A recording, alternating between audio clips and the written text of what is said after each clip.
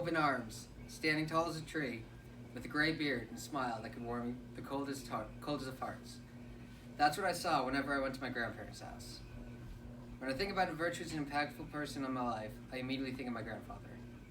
From my earliest memories in childhood to my most recent experiences with him, my grandfather has always been there for me. Whenever I needed advice for a paper, or just to talk to somebody after a hard day, I would always reach for the phone and type the phone number that I knew by heart. And after the normal hello, I can always expect a, "Hiya, buddy, how are you doing?" One of my earliest memories of my grandfather was when I was but 3 years old. I was playing in the cul-de-sac and was waiting for my grandparents to arrive. When I heard my mother calling my name, alerting me to their presence, my heart warmed up faster than a fire could on a cold winter's day. As time progressed, I have made many more memories and traditions with him.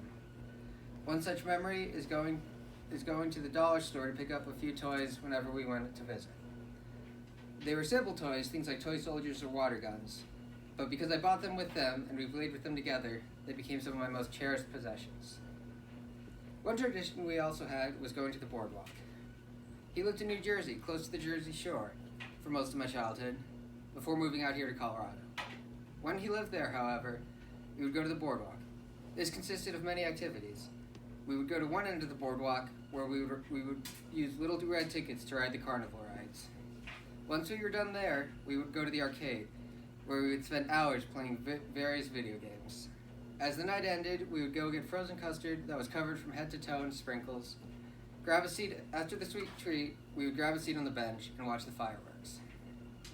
By this time, I was most likely passed out, and he would carry me to the car, and take me home to put me to bed. These are some of my fondest memories of him. Since that time, I have looked up to him for inspiration and for guidance through life's many challenges. He has helped me through the loss of friendships, how to talk to girls, and how to handle the stress of college.